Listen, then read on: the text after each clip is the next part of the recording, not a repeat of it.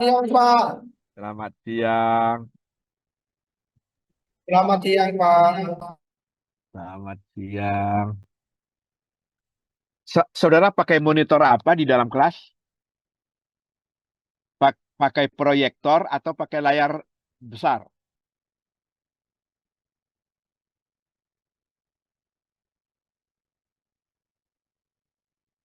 Layarnya, monitornya. Pakai itu, pakai proyektor. Oke, oke, pakai proyektor ya, ya. Ada juga yang pakai TV besar itu layar TV. Ya, ada juga yang pakai seperti itu juga. Ada yang pakai, ya mungkin ya lebih mudah pakai proyektor. Nah, udah datang semua belum nih? Ini kelihatannya masih sedikit.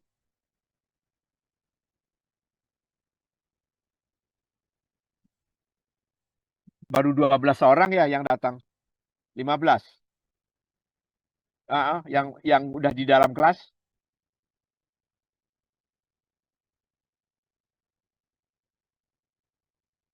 Oh, udah 20 ya. Nah, saya kan melihatnya di sini kabur nih, kecil-kecil ya. Jadi bisa tidak terhitung, tidak tidak kelihatan. Oke, kita mulai ya kuliahnya. Oke.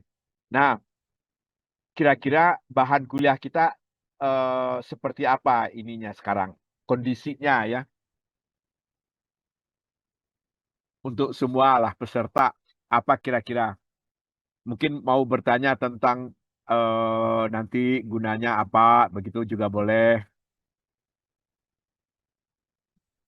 Atau masih apa yang masih bingung, yang mana, bagian mana, gitu itu juga boleh.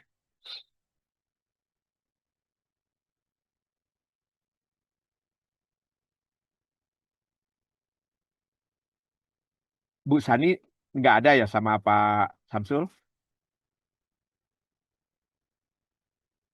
Lagi lagi tidak ada.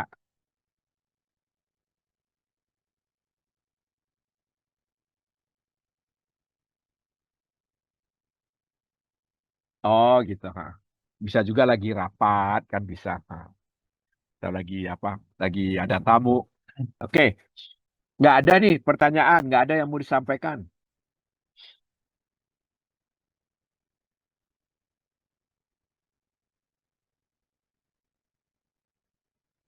Ya, bagus lah. Setiap minggu ada kan? Setiap minggu ada tambahan ya dengan Bu Sani ya. Ya bagus lah, bagus. Nah, di sana lebih lebih bebas saudara untuk diskusi karena berada di dalam kelas ya, di dalam ruang yang sama ya sama dosen. Kalau kita ini kan pakai apa namanya pakai pakai Zoom jadi jauh. Ya mudah-mudahan saudara masih masih bisa ngikuti. Nah, itu ya pesan kita kalau saudara masih bingung itu boleh bertanya supaya bisa paham ya. Yang tadi bingung ya bisa jadi terpecahkan ya, kebingungannya. Nah, mengenai materi kuliah tentang magnetik, ya magnetik ya pekan lalu ya. Iya ya kayak ada yang mau bertanya tentang itu?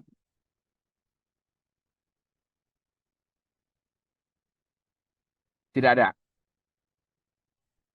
Ya oke.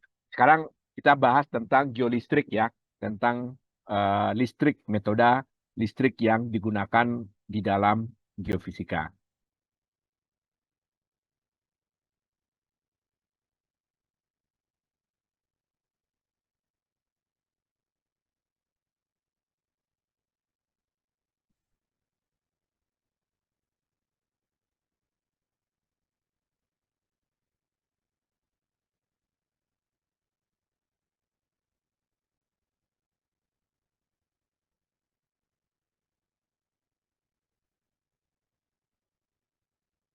Nah, kelihatan? Nah, sudah kelihatan ya. Nah, jadi geolistrik ini mungkin sebagian saudara sudah pernah lihat ya, atau pernah apa namanya baca begitu, atau dengar cerita dari teman-teman yang senior lah mungkin ya, angkatan sebelumnya, angkatan berapa ya, 2022 dan 2023 ya. Kalau saudara kan 24 ya. Saudara angkatan 2023. 2024. Ya, itu makanya 2024. Jadi mungkin sebagian dari kakak kelas saudara itu sudah ada yang eh, mempelajari atau ngambil tugas akhir ya tentang geolistrik. Ya. Nah, banyak geolistrik itu kita gunakan untuk eksplorasi pertambangan. Nah, untuk eksplorasi air tanah itu juga sering. Ya. Kemudian sekarang banyak dipakai juga untuk masalah lingkungan. Nah, begitu juga untuk geoteknik. Nah, geoteknik juga suka dipakai ya geolistrik. Nah, oke, jadi kita akan melihat contoh sederhana. Ya, sederhana kira-kira nanti bisa dilanjutkan pada waktu ambil mata kuliah metode geofisika ya, metode geolistrik ya. Biasanya digabung dengan elektromagnetik ya. Metode geolistrik dan elektromagnetik. Jadi sederhananya itu begini, media kita atau batuan ya, batuan kita masih yang sederhana bersifat homogen. Ya, kalau homogen itu biasanya dapat kita sebut sebagai sangat sederhana. Nah, jadi sekarang ini kita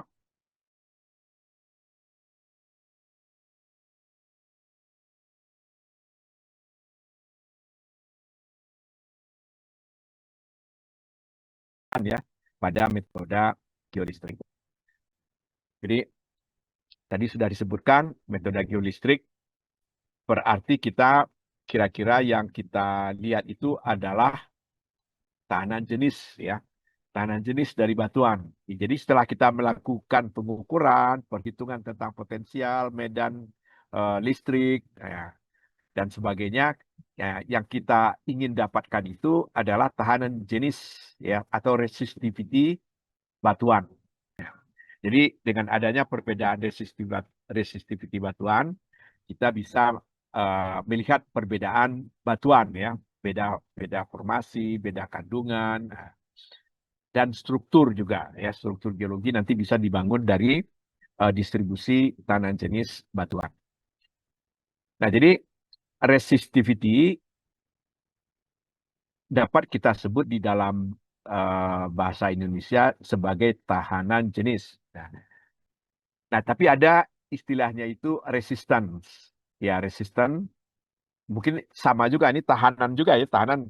Kalau saudara di fisika nyebutnya apa tahanan? Tahanan listrik di apa di mata kuliah fisika, fisika dasar ya kemarin. Tahanan ada nggak apa belum nggak sempat bahas tahanan apa listrik ya di tahun pertama di fisika. Fisika biasanya ada tuh. Atau di SMA. SMA tanah listrik itu disebutnya apa? Sama tanah listrik juga atau ada istilah istilah lain? Kalau bahasa Inggrisnya resistance. Ya.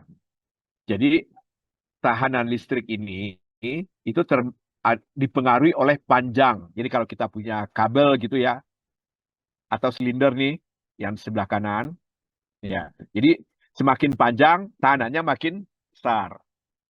Ya. Tetapi kalau semakin luas penampangnya, tahanannya semakin kecil. Nah, jadi jadi itu artinya ini. Nah, tetapi di dalam batuan nanti yang kita peroleh, yang kita lihat nanti itu adalah row. Ya, tahanan jenis row. Ini kita nyebutnya tahanan jenis. Ya, tahanan jenis row. Nah, bagaimana bentuk hubungannya dengan resisten tadi? Nah, ini kalau ini resistance, ini row. Ya. Jadi resisten ini berbanding lurus dengan panjang. Jadi kalau panjangnya ini bertambah, maka tahanannya akan bertambah. Ya. Nah, tetapi kalau penampang A itu bertambah besar, maka dia akan bertambah kecil harganya karena dia berfungsi sebagai penyebut. Ya, ya, sebagai penyebut. Ya, ini penyebut, ini pembilang ya. Nah, A di bawah. Jadi A semakin besar, R-nya akan semakin kecil. Jadi dia berbanding lurus dengan L dan berbanding terbalik dengan A. Nah, sedangkan batuan nanti yang kita cari itu adalah rho. Ya. Kalau R ini ya apa namanya? satuan ya di dalam fisika itu disebutnya ohm. Ya, ohm. Satuannya adalah ohm. Kan saudara kan. Biasanya nulis ohm ini itu kan nama orang ya. O-nya itu ditulis dengan huruf besar. Biasanya. Kalau saya juga mengusulkan sebaiknya ohm itu O-nya itu besar, huruf kapital. Ya, sebaiknya huruf kapital. Seperti 1 Pascal gitu, P-nya huruf besar. Ya, 1 Tesla gitu, T-nya huruf besar. Jadi nama orang ya, kalau nama orang menjadi nama satuan ditulisnya huruf kapital. Jadi R satuannya adalah ohm, nah maka rho satuannya adalah apa? Satuannya adalah ohm meter, benar nggak? Jadi rho satuannya adalah ohm meter. Jadi kalau rho-nya itu ohm meter dikali dengan satuan panjang nih per satuan luas ya. Jadi ini per meter ya. L per A itu kan per meter jadinya. L itu satuan panjang meter. A itu satuan luas meter kuadrat. Nah, jadi seper meter. Rho itu adalah ohm meter. Nah, jadi meternya hilang. Sehingga untuk resisten, untuk tekanan listrik menjadi R. Itu adalah ohm satuannya. Ya, ohm satuannya. Jadi ini satuannya adalah ohm. Sedangkan rho itu adalah ohm meter. Ya, ohm meter. Nah, ini yang tadi kita bahas. Jadi kalau panjangnya bertambah besar, resistennya tambah besar, tanah listriknya tambah besar. Kalau areanya bertambah besar, tanah listriknya tambah kecil. Karena dia bagian penyebut. Ya, atau berbanding terbalik. Nah, ada satuan lagi parameter yang suka disebut juga adalah konduktivitas. Ya, conductivity. Nah, konduktivitas itu simbolnya sigma. Ya, sigma. Nah, satuannya itu adalah Siemens. Siemens itu adalah seper ohm. Jadi ohm kalau kita balik itu namanya Siemens. Ya, jadi sigma ini itu sama dengan seper rho. Nah, jadi satuannya Siemens per meter. Nah, Siemens ini juga suka disebut mho. Mho ya. Mho itu dibalik dari ohm. Ohm kalau kita baca dari kanan MHO. Jadi MHO. Nah, ditambah S itu karena plural. Jadi boleh satuannya simen, boleh juga satuannya mho, ya. Jadi simen per meter atau mho per meter untuk satuan konduktivitas sigma. Ya, atau ini kalau di dalam rumus tentu sigma sama dengan separuh. Jadi mudah, ya. Konduktivitas adalah lawannya tahanan jenis, ya. Jadi kemampuan untuk mengalirkan listrik ya, konduktivitas itu artinya kemampuan media untuk mengalirkan muatan listrik ya. Nah, mengalirkan muatan listrik itu namanya konduktivitas melalui media ya, melalui material ya, melalui material. Nah, sekarang kalau kita lihat medan listrik. Nah, ada pertanyaan dulu? Enggak ya? Enggak. Ya, oke. Terus ya. Nah, medan listrik sekarang. Medan listrik itu disebut E biasanya kita pakai ya, simbolnya medan listrik. Jadi medan listrik itu sama dengan minus gradien dari potensial listrik V. Ya, nah itu rumusnya. Ya, nah, kan sudah sering kita apa namanya kita jelaskan ya, kita ceritakan ya, kita bahas itu sudah sering. Nah kemudian ada rapat arus. Rapat arus itu per satuan luas ya, rapat arus itu J. Kalau di dalam buku dipakainya J. Itu sama dengan sigma dikali dengan E. Sigma itu apa tadi? Apa sigma tadi? Konduk, konduktivitas. Jadi konduktivitas kali. Jadi kemampuan media untuk mengalirkan muatan listrik ya. Nah, dikali dengan medan listrik E ya. Jadi J sama dengan sigma kali E ya. Sedangkan E tadi sudah kita bahas itu minus gradien dari V. Ya, tadi sudah kita bahas ya di halaman sebelumnya tadi kan kita sudah perlihatkan. Jadi J itu sama dengan min sigma dikali dengan gradien V. Karena sigma min apa namanya sigma gradien V atau atau min gradien V itu kan E, ya. Nah, jadi sigma E, ya sigma. Jadi E itu min gradien V, ya. Jadi J itu sama dengan minus sigma gradien V. Nah, kalau kita berada dalam satu permukaan tertutup, ya, atau kita melihat volume, gitu ya, volume di mana ditutupi oleh permukaan, ya, permukaan tertutup. Ini permukaan, ya, Pak, ada K di sini, ya, permukaan, ya, permukaan tertutup. Nah, jadi kalau kita lakukan integral permukaan, nah, kan saudara sudah belajar integral permukaan. Kalau kita lakukan integral permukaan tertutup pada media yang dialiri oleh arus listrik, maka integral tertutupnya sama dengan 0. Kenapa? Karena jumlah arus listrik yang masuk volume dengan yang keluar volume itu sama. Nah, sehingga kalau kita integralkan di seluruh permukaannya, maka dia akan sama dengan 0. Nah, jadi kalau kita ganti J-nya, J-nya itu JDA, ya. Ya. Oh, sekarang begini. Integral permukaan tertutup, ya, dari rapat arus, dari J arus, itu bisa kita ganti dengan integral volume. Nah, itu ingat teorema divergensi. Jadi ini ke bawah ini itu menggunakan teorema divergensi. Jadi sama dengan divergensi dari medan J, ya, terhadap integral volume. Ya, jadi divergen J integral dari divergen J, ya, dalam volume V. Itu sama dengan integral permukaan yang atas. Jadi dia sama-sama 0 berarti. Ya, kalau dia sama, berarti dia sama-sama 0. Nah, ini divergensi dari J, berarti kita melakukan divergensi dari, nah, gradien. Nah, ini berarti, ya, ini. Nah, divergensi dari E, ya. Divergensi dari E, maka ini sama dengan 0, yang di dalam volume ini harus sama dengan 0. Kalau integral permukaannya sama dengan, integral volumenya sama dengan 0. Nah, kalau kita uraikan yang ini kita uraikan divergensi dari V, sigmanya kita digradienkan, kemudian perkalian titik dengan divergensi V, ditambah dengan sigma Laplacian atau del kuadrat dari V, ya. Jadi ini kita turunkan. Kalau sigmanya itu fungsi dari apa namanya, X, Y, dan Z atau fungsi spasial. Nah, tapi umumnya karena sigma itu adalah konstan, ya, sigma itu bukan fungsi dari posisi, ya, dari koordinat, maka gradien sigma ini sama dengan 0. Nah, jadi tinggal suku yang ini. Jadi suku ini sama dengan 0. Nah, ini juga dapat kita sebut persamaan Laplace.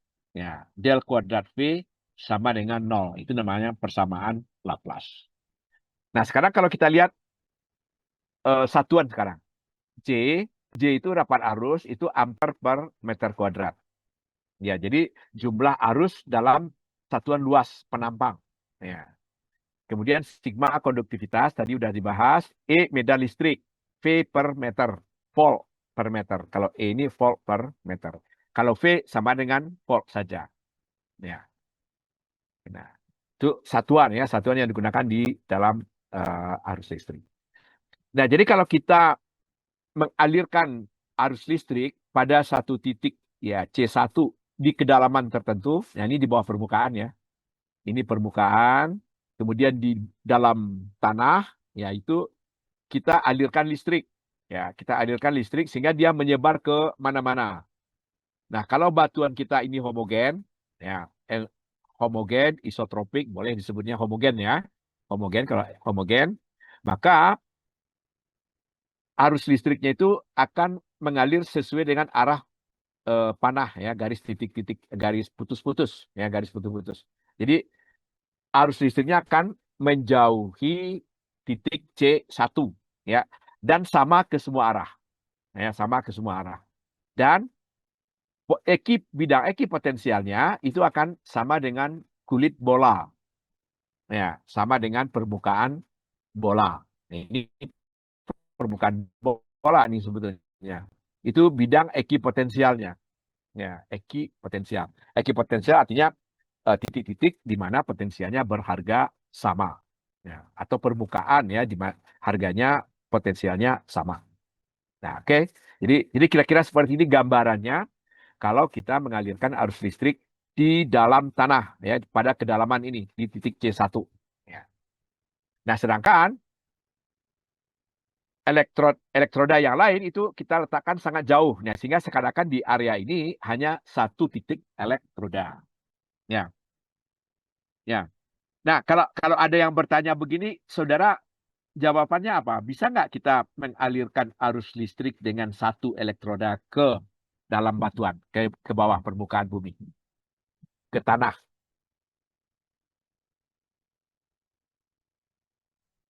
Elektrodanya satu aja dari baterai, bisa juga aki.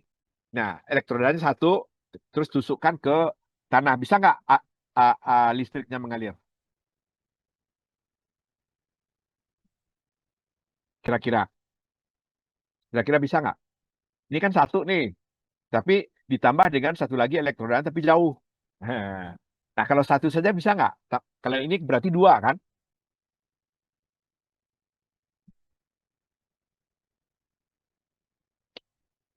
Gimana, gimana? Suaranya kurang jelas. Kalau satu elektrodanya bisa listriknya mengalir ke tanah,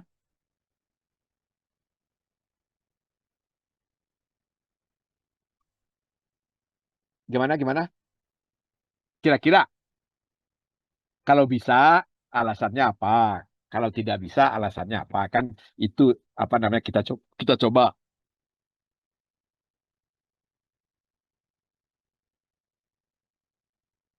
Kita punya baterai, baterai apa? Baterai Philips atau baterai apa? ABC yang saudara sering lihat. Dan, nah, baterai itu satu kutubnya itu di, dialirkan ke tanah atau dialirkan ke dinding rumah atau kemana lah yang ada konduktivitasnya. Nah, bisakah listriknya mengalir?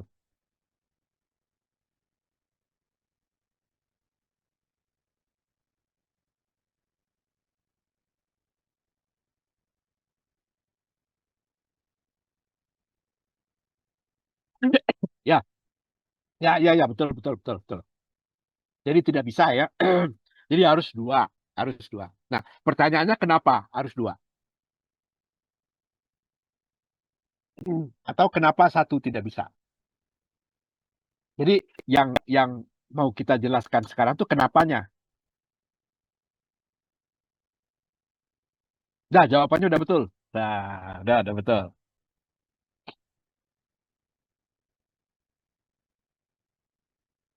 Apa alasannya?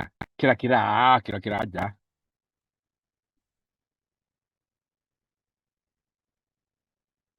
Tadi siapa yang jawab? Rehan?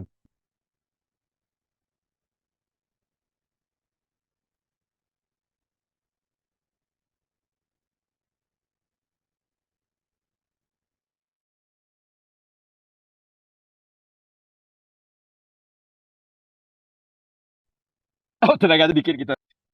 Ini teman kita yang lain coba.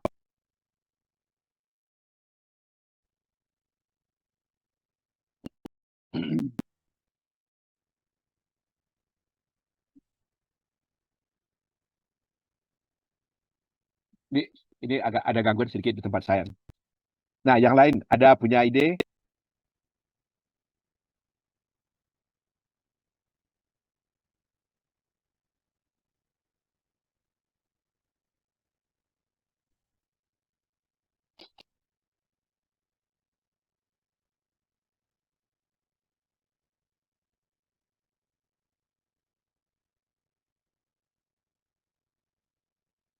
Kenapa? Kenapa satu elektroda itu tidak bisa mengalirkan arus listrik?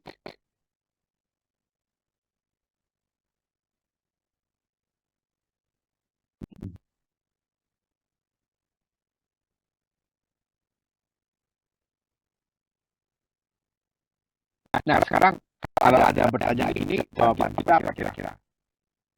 Arus listrik itu kalau mengalir, ya penyebabnya apa? Apa ya yang menyebabkan arus listrik itu mengalir? Itu kan arus listrik ya, arus listrik yang mengalir atau muatan listriknya bergerak berpindah tempat ya. Nah itu kenapa dia berpindah tempat? Kenapa dia mengalir? Arus listrik itu penyebabnya.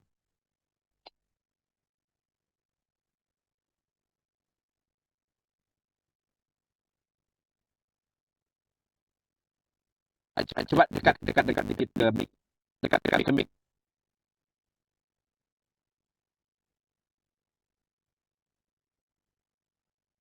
Ayo, nah, itu coba ayo. Mungkin karena sifat material Pak, bahannya Pak yang konduktif Pak. Oh iya, gini. Ya, betul. Sifatnya konduktif ya. Sekarang memang elektroda itu kita kontakkan dengan yang ada konduktivitasnya. Nah, ya, jangan yang nol, yang resisten atau yang isolator. Kalau kita kontakkan ke isolator, listrik tidak bisa mengalir. Nah, ya, dia menghambat arus listrik. Ya, kita kontakkan ke material yang ada konduktivitasnya atau konduktif boleh juga disebut ya, atau konduktif.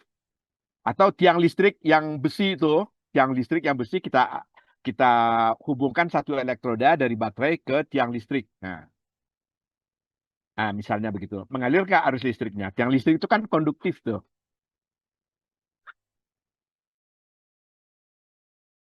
Tiang listrik yang besi atau besi aja lah. Bagian dengan tiang listrik besi aja. Kita punya batang besi, kita kontakkan dengan satu elektroda, satu kontak ya.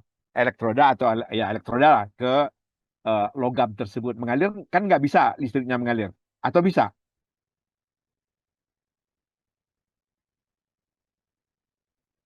Bisa. Kalau konduktif bisa ya.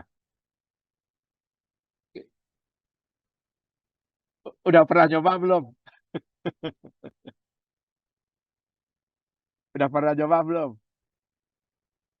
Jadi kita injeksikan arus listrik yang ada di baterai kita, muatan listrik yang ada di baterai kita alirkan ke besi dengan satu kabel.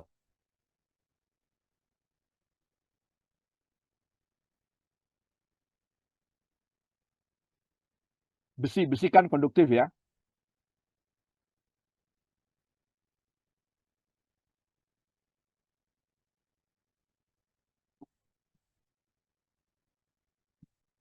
Besi konduktif itu, besi konduktif ya.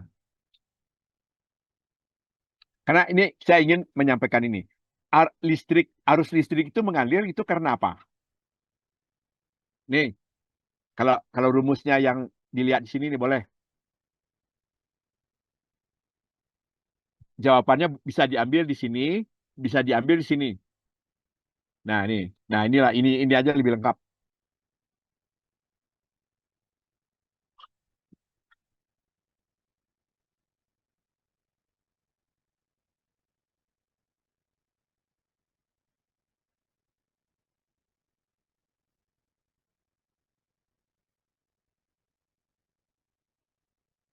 Nah, pertanyaan kita ini tadi. Nah, ini.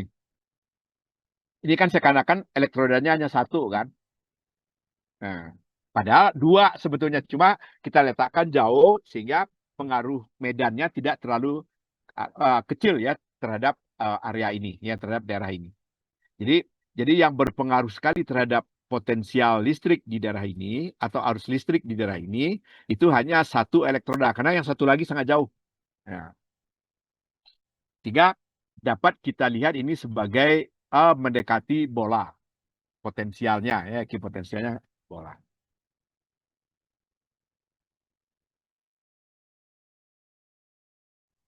Jadi kalau kalau nah kita mulai dari ini dulu ya. Kalau arus listrik itu bisa mengalir itu karena adanya medan listrik. Kalau medan listriknya tidak ada atau E-nya sama dengan nol, maka J-nya nol. Dah, itu paham nggak?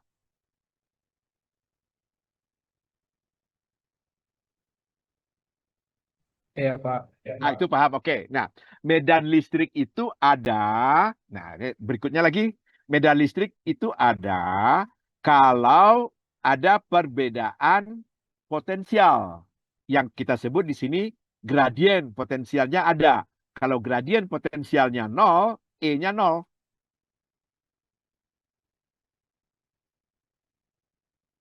Gradien itu artinya perbedaan ya dari satu titik ke titik berikutnya. Jadi kalau ada perbedaan potensial baru mengalir ya dari satu titik ke titik berikutnya itu.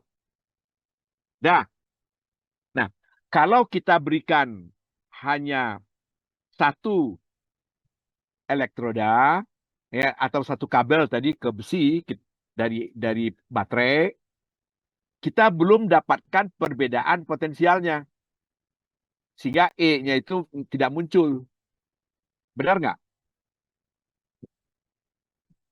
Benar, Pak. Ya, benar. Kalau kalau misalnya dari baterai ada dua kabel, jadi elektrodanya dua, kita tancapkan dua-duanya itu ke besi, ke batang besi, maka listriknya akan ngalir tuh. Tapi kalau hanya satu, listriknya nggak ngalir. Karena di dalam besinya itu tidak ada perbedaan potensial listriknya. Jadi gradien V-nya itu 0. Sehingga E-nya 0. Kalau E-nya 0, J-nya 0. J 0 itu berarti arus listriknya 0. Nah, kira-kira paham nggak? Iya, Pak. Paham, Pak. Oke, oke, oke. Oke, dah. Nah, benar-benar sudah paham. Nah, sekarang kan tadi begini. Kita sudah punya persamaan Laplace nih. Ya, ini kalau ada arus ya. Ada arus, ada beda potensial ya. Gradien potensialnya tidak nol.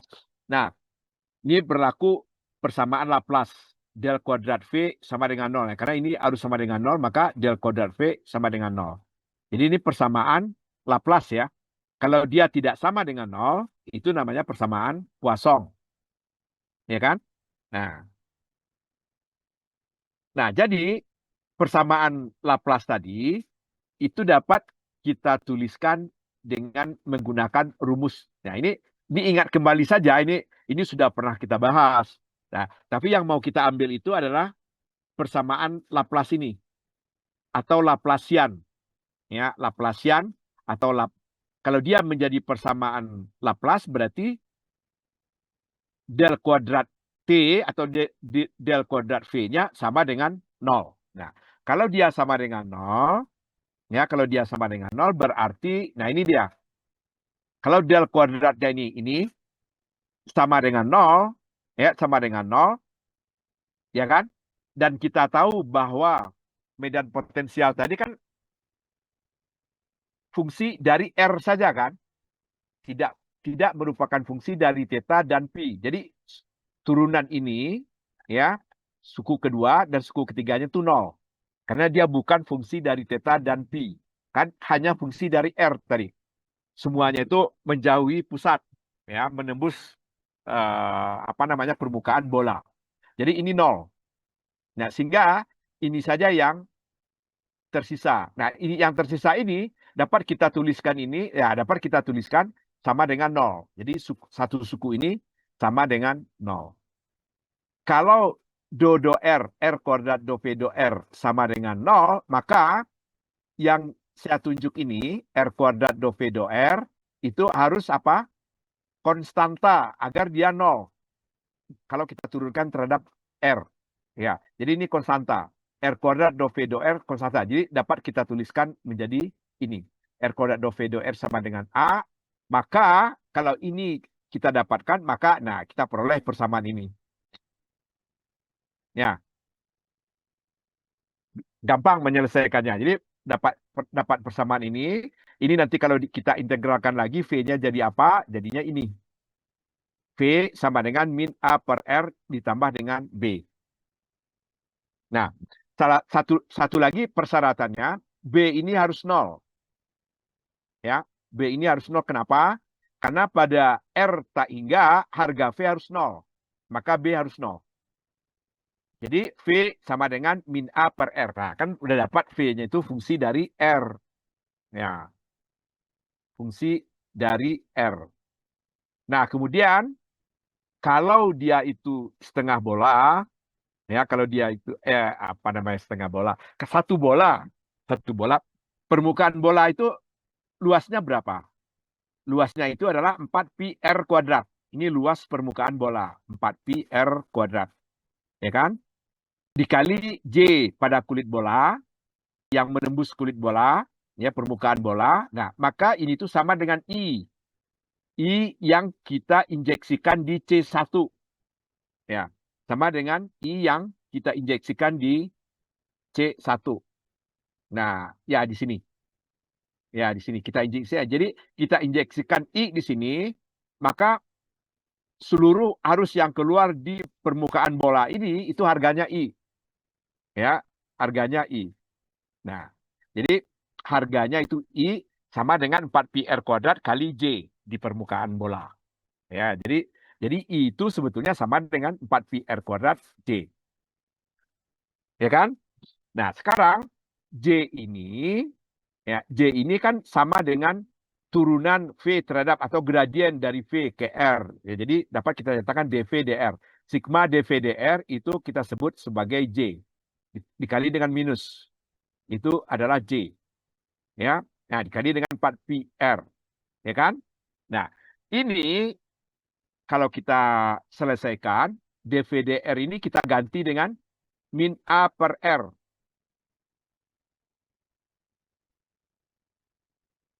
Ya. Sebentar. Salah. Ini. DVDR ini. DVDR kita ganti dengan A per R kuadrat. Ini kita udah punya nih. Jadi DVDR kita ganti dengan A per R kuadrat. Maka kita dapatkan ini. Jadi I sama dengan min 4pi sigma A. Ya. Sigma A. A itu konstanta ya. Konstanta karena kita melakukan integrasi ya. Penyelesaian persamaan tadi. Ya. Dari persamaan ini. Ya. 4pi A. Sehingga A-nya ini dapat kita ganti dengan, karena I-nya itu sendiri sama dengan apa? Ya, sebentar. A-nya itu dapat kita ganti min 4pi sigma. Ya, I dibagi dengan 4pi sigma. Sigma itu per row kita naik, ya kita tulis row-nya jadi di atas ya. Jadi min I row per 4pi. Jadi A itu adalah ini. Ya. Jadi kalau kita masukkan lagi harga A ini ke persamaan V sama dengan minus A per R, maka kita akan dapatkan V-nya itu adalah ini. Ya, I rho 4pi. Nah, ini 1 per R. Ya. Ya. Nah, jadi dengan demikian kita dapatkan harga rho. Rho sama dengan, nah, rho-nya ini sama dengan 4pi R kita kalikan dengan V, 4pi R kalikan dengan V, dibagi dengan I. Ya, dibagi dengan I. Nah, kita dapatkan rho. Nah, idenya di dalam metode geolistrik, kita menentukan rho, ya, berdasarkan potensial yang kita berikan di elektroda dan arus listrik yang kita berikan ya di elektroda tersebut, elektroda listrik ya. Nah, jadi dengan demikian rho batuan harapannya kita nanti bisa modelkan atau kita hitung ya, dapat kita perkirakan ya kita hitung. Ya, itu kurang lebih. Ya. Nah, ini ada yang mau ditanyakan nggak dari persamaan-persamaan ini?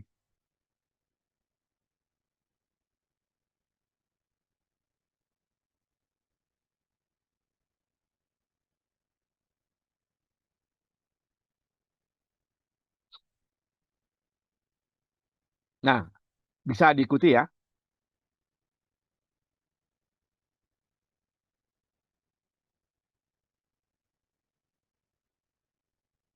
Yang mana? Yang R kuadrat yang mana? Yang ini. Yang ini. Oke. Nah, yang ini R kuadrat do V do R itu kan berada di dalam kurung kan ini. Dalam kurung buka, kurung tutup. Nah, ini kan. Nah, ini kan diturunkan terhadap R. Do R kan. Agar dia sama dengan 0 kan ini tuh sama dengan 0 kan? Sama dengan 0 nih. Ini udah jelas 0. Ini bisa kita coret. Ya, jadi kalau kita kalau kita ini 0 kan? Jadi bisa kita coret. Ini 0. Ini 0. Nah, ini kalau kita turunkan terhadap R, kita turunkan terhadap R nih, tentu sama dengan 0 kan ini, karena dia harus sama dengan 0. Nah, kalau kita turunkan terhadap R dia sama dengan 0, maka yang di dalam kurung ini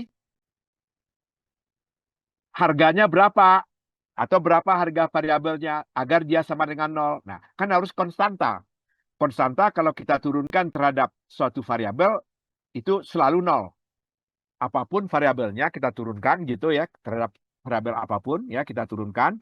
Kalau dia konstan, dia akan sama dengan 0. Nah, sehingga R kuadrat do V do R dapat kita tuliskan jadi seperti ini. Nah, kira-kira bisa bisa. Oke, udah bisa ya. Nah, berkemungkinan ini yang belum diketahui. Ini cara lain. Ada buku yang menuliskannya seperti ini nih. Nah, dia menuliskannya seperti ini. Untuk satu suku yang pertama ini, untuk suku yang ini. Ya, untuk suku yang ini, nah dia tuliskan seperti ini. Kenapa dia menuliskan? Karena ini bisa kita tuliskan 2 sebetulnya. Ya, jadi kalau saudara turunkan terhadap R yang di dalam kurung ini, dia akan jadi seperti ini. Ya, jadi yang seperti yang di bawah. Ya. Ya. Jadi kalau ini yang kita pakai bisa diselesaikan dari ini. Nah, bisa kita selesaikan. Jadi kita misalkan DPDR itu Y gitu ya. Nah, jadi yang bagian kiri itu do Y per do R. Nah, kemudian yang suku kedua itu min 2 per R kali Y. Nah, kemudian masing-masing ruas dibuat variabelnya sama.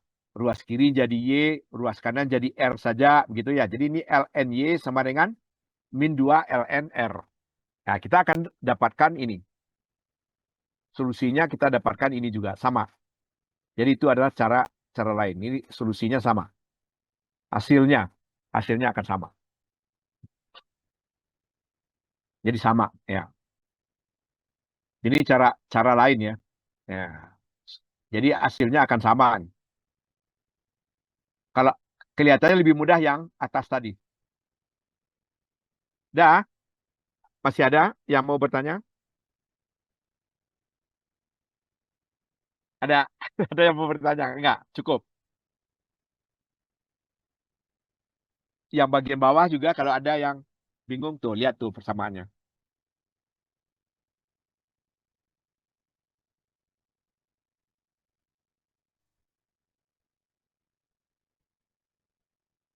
Atau nanti kalau masih bingung, diskusi ya sama teman. Mungkin sebagian tadi yang bertanya Rehan ya? Yang bertanya siapa tadi? Yohanes ya. Nah, Yohanes nanti kalau ada temannya kan tolong dibantu ya. Nah, oke, dibantu temannya.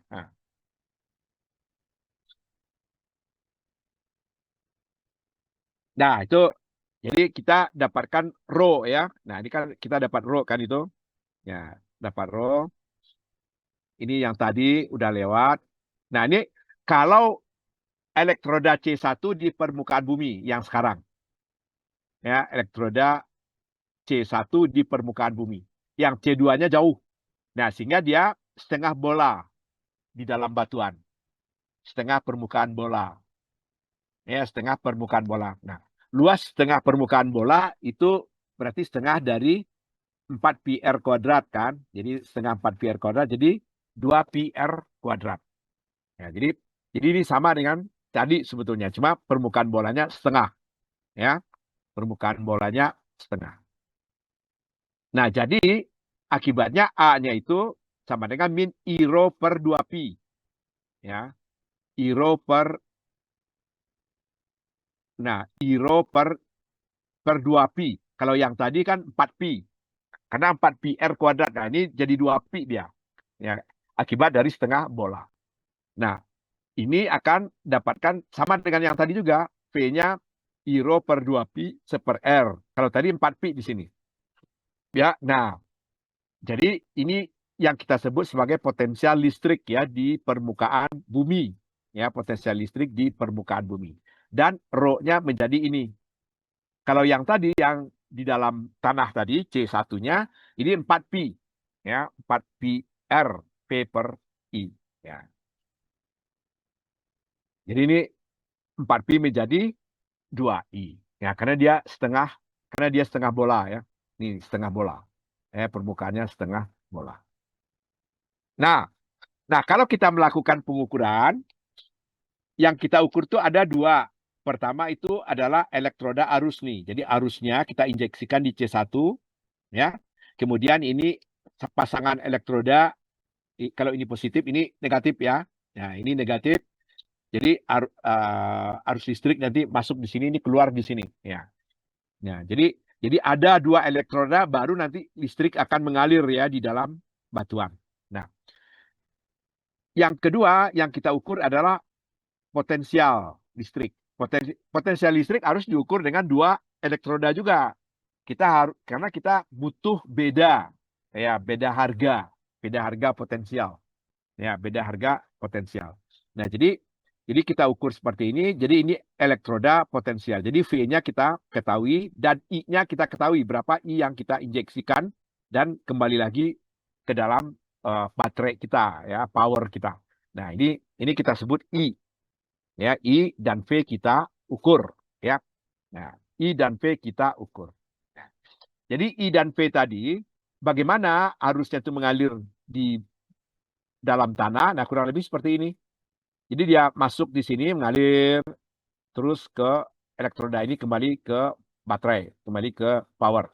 Nah, begitulah seterusnya nih, yang lain-lain juga begitu. Nah, kalau ada batas lapisan di sini berbeda tahanan jenisnya ya. Nah, jadi dia akan menjadi seperti ini. Ini tahanan jenisnya lebih besar yang bawah ya. Lebih kecil yang atas. Nah, atau dapat juga kita lihat penampangnya seperti ini penampang vertikal. Kalau ini penampang horizontal. Ya, penampang horizontal. Jadi arusnya itu dapat kita lihat nih dari positif ngalir ke negatif. Nah, ya. Positif ke negatif ini juga begitu. Nah, ini juga begitu. Nah, ini yang penampang vertikal. Ya, penampang vertikal. Nah, sedangkan ini adalah grafik potensial. Ini elektroda kan, elektroda ini elektroda injeksi ya, yang positif ya. Ini yang negatif ya, negatif. Jadi yang positif, dari yang positif dia mengalir ke yang negatif. Ya. Nah, di sini potensialnya itu di titik ya, titik elektroda yang ini C2 ya, ini C2, ini C1 ya, ini C1, ini C2. Itu harganya tak hingga. Di sini minus tak hingga, kalau di sini plus tak hingga. Di titik C-nya, di titik elektrodanya,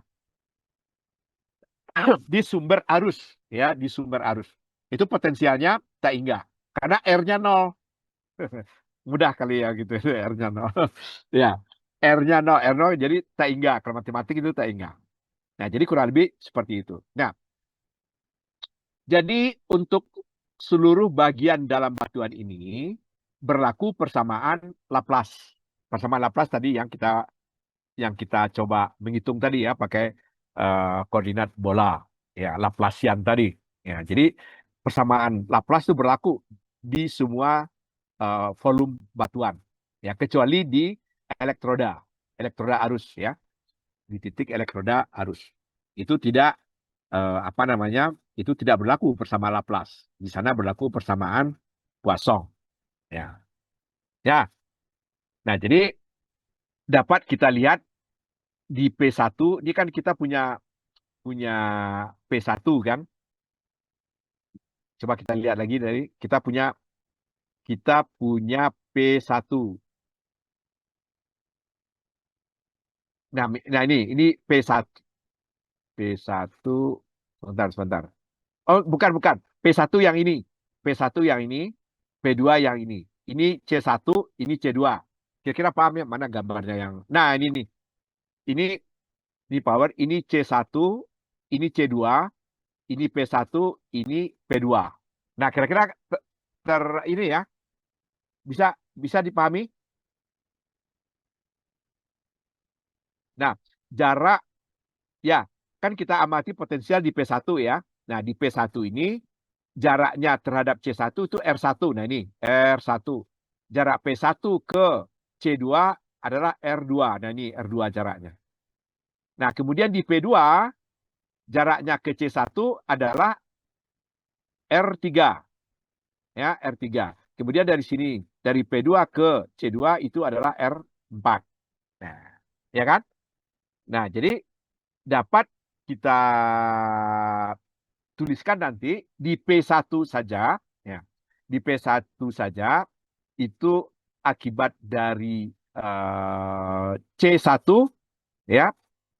C1 adalah minus A1 per R2. Ya, di mana A1 sama dengan ini. Ini kan konstanta udah kita cari tadi ya. Nah, A1-nya bisa kita ganti pakai ini.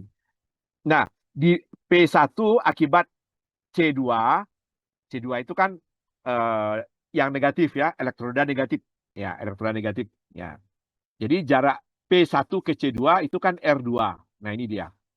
Jadi V-nya A2 per R2. Kita anggap saja konstantanya A2 ya. Ya, ini A2 per A2. Jadi dapat kita ganti nanti A2 itu ya sama dengan kalau dia sama ya, R1 sama R2 sama, maka I rho 2pi ya. A2 itu I rho per 2pi ya. Ya, itu sama dengan min A1 ya. Ya, sama dengan min A1. Ya, konstantanya maksudnya, konstanta ya, konstantanya. Nah, sehingga kalau kita gabung ya, kita gabung di P1, di titik P1, di titik P potensial tadi yang P1, maka kita jumlahkan V1, P1 ditambah V2. Jadi I rho per 2pi seper R1 dikurang seper R2. Ya. Ya, seper R2.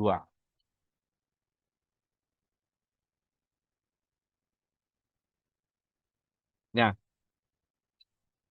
Ya, oke, benar, benar. Ini ya. Jadi kayaknya saya ada salah tadi. Ini A1 sama dengan minus A2 atau A2 sama dengan minus A1 itu bukan karena R-nya sama ya, justru R-nya berbeda ya, justru R-nya berbeda. Konstantanya jadi sama ya. Ya tergantung R-nya saja ya, tergantung R. Jadi ini kan V itu tergantung R-nya saja. Ya, konstantanya A1 dan A2 itu sama dan berlawanan. Ya, satu positif, satu negatif. Ya. Ya, yang membedakan itu hanya R-nya ini saja. Jadi R seper R1 dikurang seper R2. Ya, seper R1 dikurang seper R2. Nah, kalau kita buat lagi untuk P2, P2 itu untuk elektroda potensial yang kedua, P2. Ya, elektroda yang ini. Nah, elektroda yang ini, P2. Nah, ini elektroda yang ini, P2. Ya, elektroda ini P2. Nah, kalau kita hitung juga, kita juga akan dapat mirip dengan ini. Tapi menggunakan R3 dan R4. Nah, R1, R2-nya kita ganti dengan R3 dan R4. Nah, dengan demikian, kalau kita jumlahkan lagi antara potensial P1, bedanya bukan dijumlahkan, beda antara potensial P1 dan P2, yaitu dapat kita lihat bedanya dikurangi dengan P2. Potensial di P2, ini potensial di P1. Pengali di luarnya sama, I rho per 2pi. Ya. Jadi ini kita peroleh. Nah, jadi ada I rho per 2pi dikali dengan yang ada di dalam kurung kerawal, ya fungsi dari R. Nah, ini gambar sama dengan yang tadi lah, mirip. Ya, udah kita bahas. Tadi gambarnya lebih bagus. Ya, gambarnya lebih bagus. Nah, cukup ada yang bertanya dulu yang ini?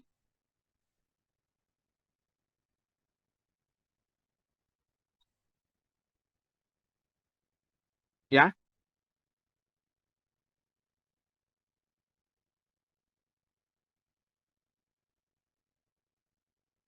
Ya, dia satu A1 menjadi minus A2 atau A2 menjadi minus A1 karena muatan listrik atau elektroda satu positif, satu negatif. Nah, kedua-duanya itu fungsi dari spare R.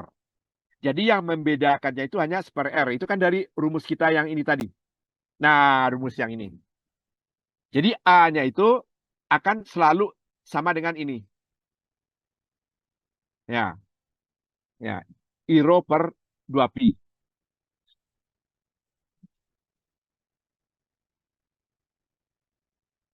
Ya, jadi V-nya selalu menggunakan persamaan ini jadinya. Ya, satu positif, satu negatif. Ya, coba dilihat ya, Kak. Coba di apa namanya diurut ya, diurut nanti. Jadi yang membedakannya itu hanya R-nya saja, seper R-nya saja. Ya, seper R.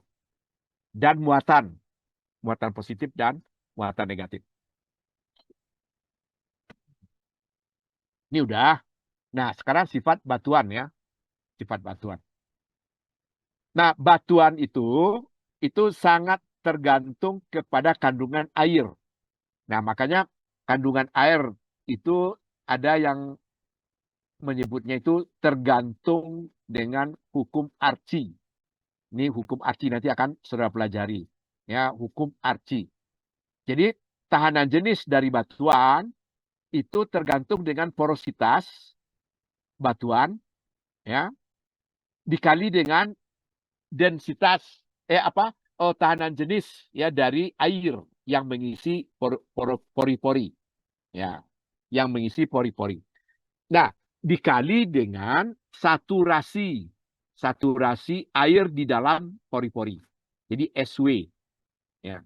Nah, kalau Pi-nya ini pangkat M, Pi yang ini itu porositas ya. Pi itu porositas. Bukan sudut ya seperti di dalam koordinat bola ya. Jadi Pi di sini itu simbol dari porositas, sedangkan S saturasi.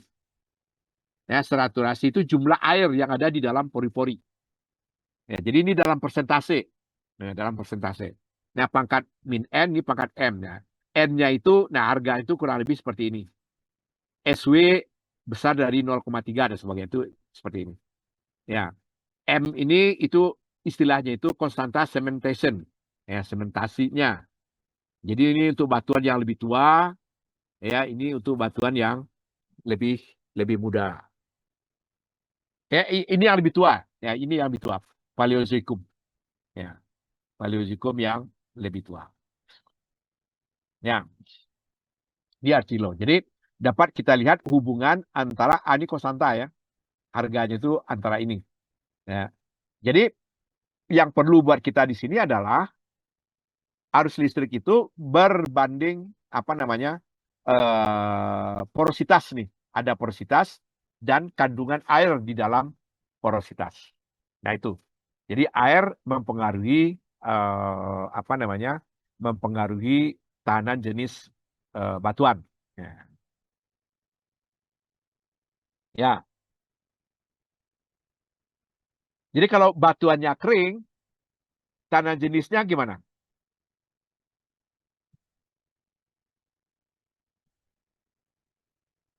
Tahanan jenisnya besar kan? Kalau batuan kering itu hampir dia tidak mengalirkan listrik. Tetapi kalau batuannya ada air, basah, lembab, itu arus listriknya mengalir. Berarti tahanan jenisnya lebih kecil yang lembab. Nah, jadi kandungan airnya bertambah, ya, tahanan jenisnya menurun. Atau dibalik, konduktivitasnya naik. Nah, konduktivitasnya naik. Nah, itu yang perlu kita lihat di sini. Ya. Nah, ini juga perlu nanti untuk reservoir ya. Rumus Archi ini perlu untuk reservoir dan air tanah. Nah, dan air tanah. Nah, ini satu lagi sifat batuan. Sifat batuan itu dapat kita lihat di sini nih. Tahanan jenisnya, tahanan jenis R-nya di sini tinggi, di sini rendah. Ya, di sini rendah. Jadi yang paling tinggi tanah jenisnya adalah batuan beku. Ya, batuan beku itu tinggi tanah jenisnya. Jadi konduktivitasnya sangat rendah. Ya, tidak mengalirkan listrik dia. Ya, jadi batuan beku ya itu biasanya eh, kandungan airnya juga kecil. Ya, juga kecil. Ya, kandungan airnya juga kecil. Nah, kemudian batuan metamorf itu medium, ya pertengahan. Ya, jadi dia sedikit ada porositas lah hidros mineral dan fabrik, ya, matriksnya gitu ya. Nah, sedimentary batuan sedimen, nah itu paling rendah tanah jenisnya. Ya, jadi porositasnya lebih tinggi. Nah, kan sesuai dengan hukum Arki tadi. Ya, sesuai dengan hukum Arki. Ya. Nah, jadi clay, sedimen itu sangat sangat rendah resistivitasnya. Tanah jenisnya sangat sangat rendah. Nah, kemudian batuan yang sudah tua itu juga tinggi tanah jenisnya. Kenapa? Karena dia porositasnya kecil. Ya, jadi ya, jadi batuan batuan yang tua itu lebih padat biasanya, ya lebih padat. Nah, kalau yang lebih muda itu tanah jenisnya lebih rendah karena dia eh, lebih longgar ya, lebih. Nah, jadi dia porositasnya besar. Ya, ya jadi banyak banyak apa banyak rongga, banyak retakan, fracture. Ya, jadi itu kalau batuannya masih muda, sehingga dia tanah tanah jenisnya rendah. Ya. Nah, kalau kita lihat arus listrik ya, itu 70% ya. eh,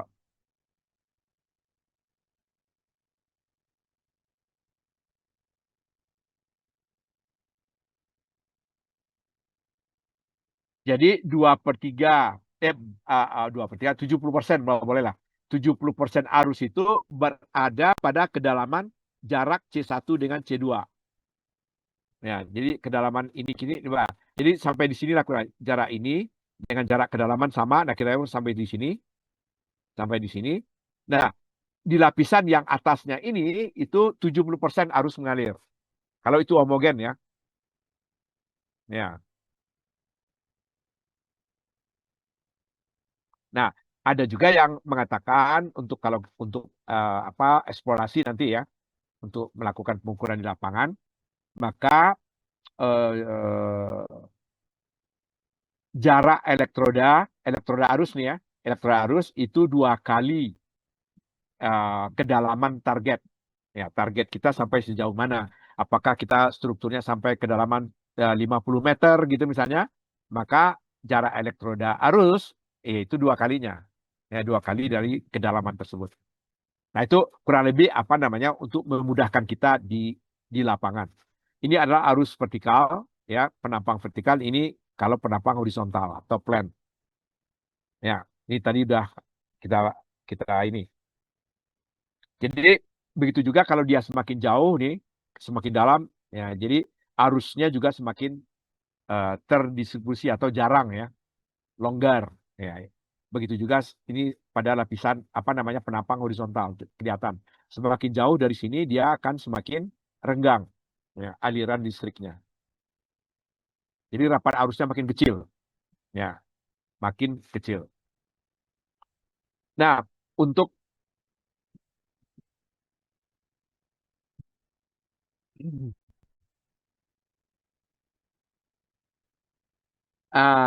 R itu rho L per A ini sudah kita kita bahas ya. Ya, sudah kita bahas tadi. Ya. Jadi untuk arus listrik,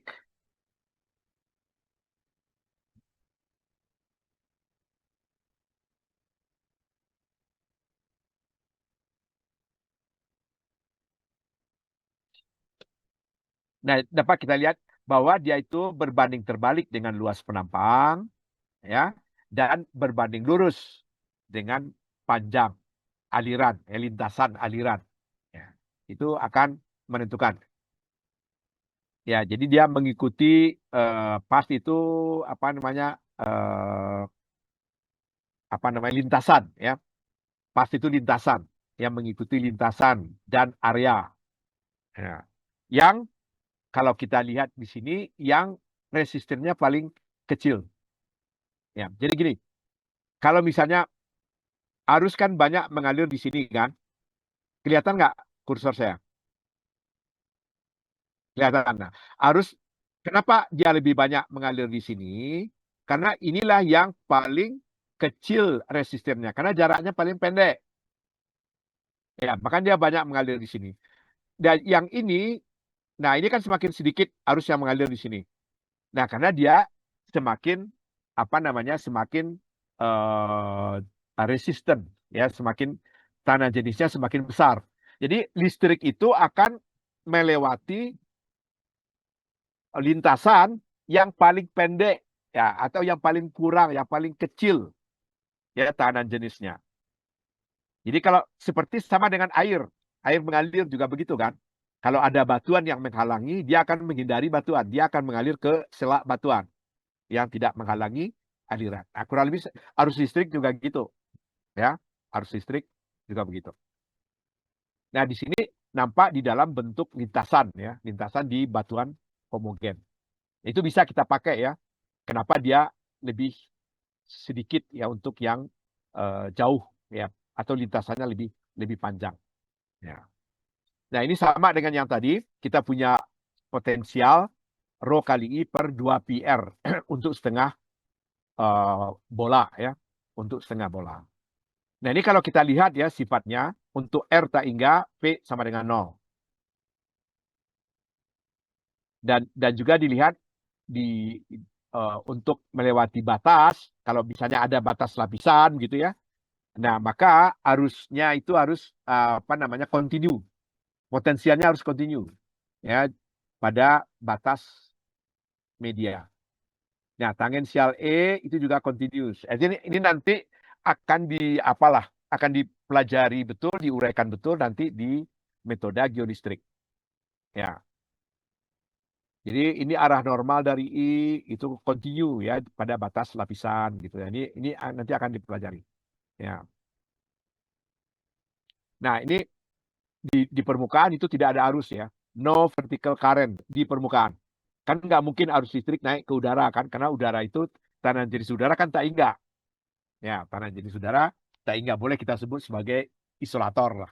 Ya.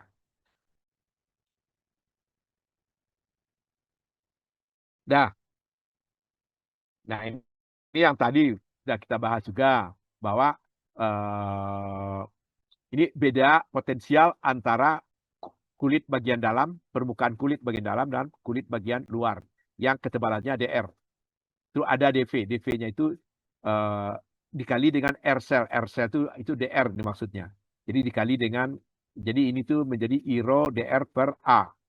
Ya, jadi tebalnya itu adalah DR, A itu adalah luas penampang. Ya, luas penampang 2πr, A-nya itu 2πr kuadrat, DR-nya tetap. Nah, jadi DV itu dapat kita nyatakan sebagai ini. Ya, untuk di sepanjang lapisan. Bukan di sepanjang lapisan, di sepanjang permukaan bola. Ya, permukaan bola. Ya. Gradien potensial di permukaan bola. Ya. Nah, PD itu dapat kita integralkan, ya, dari persamaan. DR per R kuadrat ini kita integralkan, ini DR per R kuadrat kan. Ini kita integralkan dari D itu adalah jarak ini. D dari C1 ke titik P1. Ya, titik P1. Jadi kalau kita integralkan dari D sampai tak hingga, ya, D sampai tak hingga, itulah yang kita sebut potensial VD. Nah, maka kita integralkan ini DR per R kuadrat dari D sampai tak hingga. Nah, kalau ini kita integralkan, min 1 per R itu sama dengan, nah, min 1 I rho per 2π min 1, ini 1 per R, 1 per tak hingga, dikurang 1 per D. Nah, jadi ini dia hasilnya. IRO per 2 PD. Ya, IRO per 2 PD. Ya. Nah, jadi kalau kita berada pada titik P, jadi dari sini potensialnya itu dapat kita nyatakan dari sumber ya, yaitu IRO per 2P, 1 per air source. Ya, jaraknya ini, D-nya itu ini. Jarak D tadi ini. Ya, dikurangi dengan ini. Nah, min per air sink. Ya, sink itu yang apa namanya negatif ya, elektroda negatif, ini elektroda positif. Ya. Jadi ini memberikan muatan, ini tuh menarik muatan, atau sink. Sink itu tenggelam, menarik, ya, menarik, mengambil arus, ya, negatif, ya. Jadi muatan listrik masuk di sini, namanya sink. Jadi dapat kita nyatakan VP-nya itu adalah V source. Nah, V source V potensial akibat dari source dikurangi potensial akibat dari sink. Nah, ini. Jadi kita dapatkan ini. Ya, dari rumus yang ini ya, kita dapatkan ini. Ya. Nah, jadi seperti yang kita dapatkan tadi, delta V tadi sama dengan ini kan. Kita udah turunkan. Ya. Nah, kalau yang di dalam kurung ini kita nyatakan G besar, maka IRO per 2P ini kali G. Ini kita nyatakan seper G ya. Boleh seper G, ya seper G. Nah, ini kita sebut sebagai faktor geometri, geometrical factor. Ya, jadi G 2PG itu dapat kita sebut sebagai geometrical factor. Ada buku yang punya 2PG itu K saja, boleh. Ya. Nah, ini untuk diketahui juga, nanti metode geolistrik atau tahanan jenis ini itu efektif untuk dangkal. Dangkal itu kecil dari 500 meter lah. Kemudian air bisa kita pakai, untuk geotermal bisa, lingkungan bisa. Tadi udah disebut ya. Tadi udah sebut. Nah, ini adalah apa namanya sumber arus tunggal. Tadi bukan arusnya tunggal ya, tapi yang satu lagi sangat jauh. Ya. Jadi di sekitar area ini C1 seakan-akan dia tunggal, padahal tidak. Ya. Makanya saya tadi kita bertanya diskusi tadi supaya ini jangan dikatakan ini tunggal ya, tunggal betul-betul elektronnya tunggal, bukan, karena C2-nya kita letakkan sangat jauh. Ya. Ya. Jadi dengan demikian, dengan rumus ini V sebanding dengan I. Ya, V sebanding dengan I. V sebanding dengan I. Dan V berbanding terbalik dengan R. Atau R pangkat minus 1. Nah, kan rumus ini itu penting nanti di dalam metode geolistrik. Nah, ini arus yang tadi. Ya, yang kita gambarkan tadi. Ya. Ini di sumber yang positif, ini di sumber yang negatif, elektroda negatif. Nah, ini yang tadi sama. Nah, ada yang menulisnya pakai begini, rho sama dengan K delta V per I. Jadi, K itu yang disebut faktor geometri elektroda. Ya. Dah. Nah, jadi konfigurasi tadi, ya konfigurasi listrik tadi elektroda. Jadi susunan elektroda itu namanya konfigurasi, ya konfigurasi namanya. Susunan elektroda. Nah, itu nanti tergantung ya tipe struktur, target kita itu seperti apa, sensitivitas ya, medan listriknya jadinya seperti apa. Nah, kedalaman kita butuhnya sampai berapa kedalamannya. Nah, kemudian sensitivitasnya kira-kira bagaimana nih? Nah, secara horizontal dan vertikal. Nah, kemudian kekuatan sinyal. Nah, ini perlu ya. Kalau sinyal kita kecil, nah gimana elektrodanya dan sebagainya. Itu jadi pertimbangan.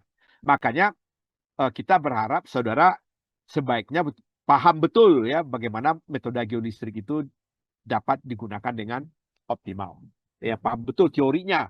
Kalau kita nggak tahu paham teorinya, nggak bisa kita menggunakan secara optimal.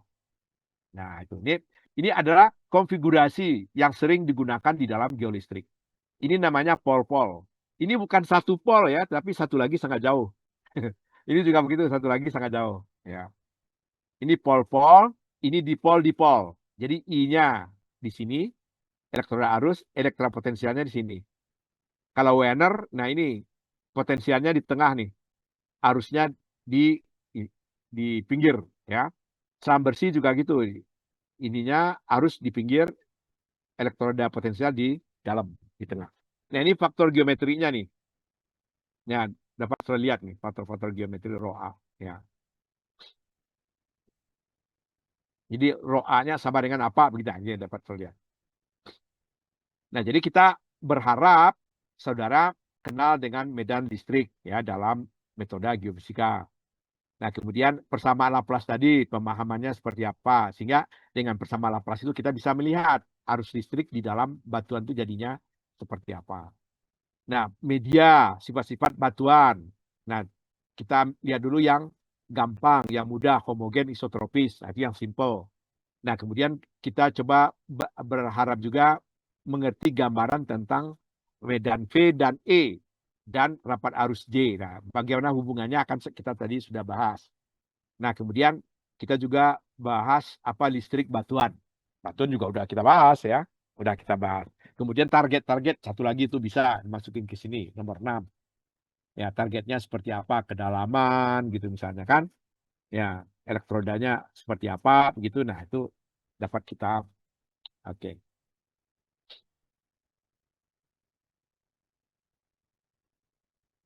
Dah, kalau ada apa namanya boleh diskusi dulu sedikit ya. Boleh kalau ada yang mau menyampaikan.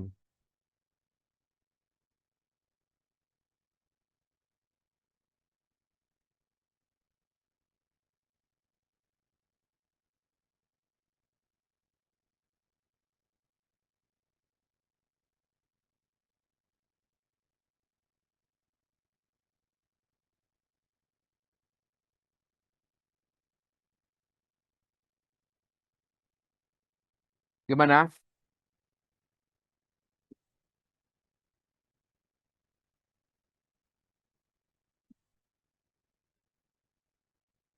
Kalau kerjanya nanti di apa? Di lapangan maupun nanti pemodelan itu udah mudah.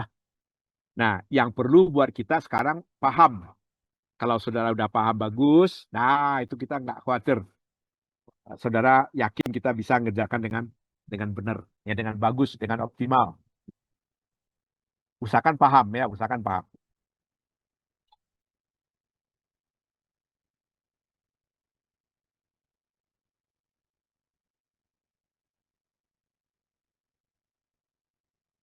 Nah, ada yang mau bertanya? Bu Sani ada Bu Sani?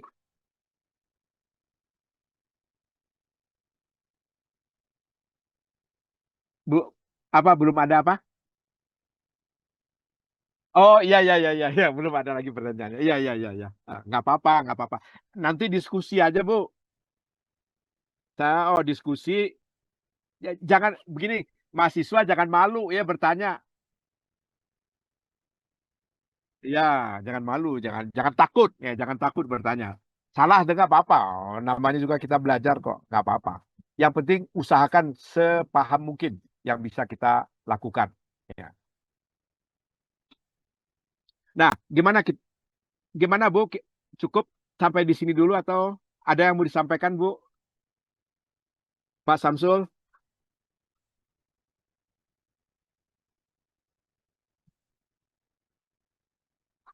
gimana? Cukup ya? Cukup. Oke, oke, oke, oke. Nah, dah, jadi kita tutup dulu kelas kita ya Bu. Ya, kita tutup dulu. Terima kasih banyak nih kehadiran semuanya. Ya, moga moga-moga tambah ilmunya banyak ya. Dan nanti sebetulnya yang kita bahas ini baru baru dasarnya. Jadi nanti kalau sudah belajar harus belajar sendiri juga supaya ilmunya banyak ya. Oke, terima kasih, terima kasih. Dah, saya live dulu ya. Selamat siang.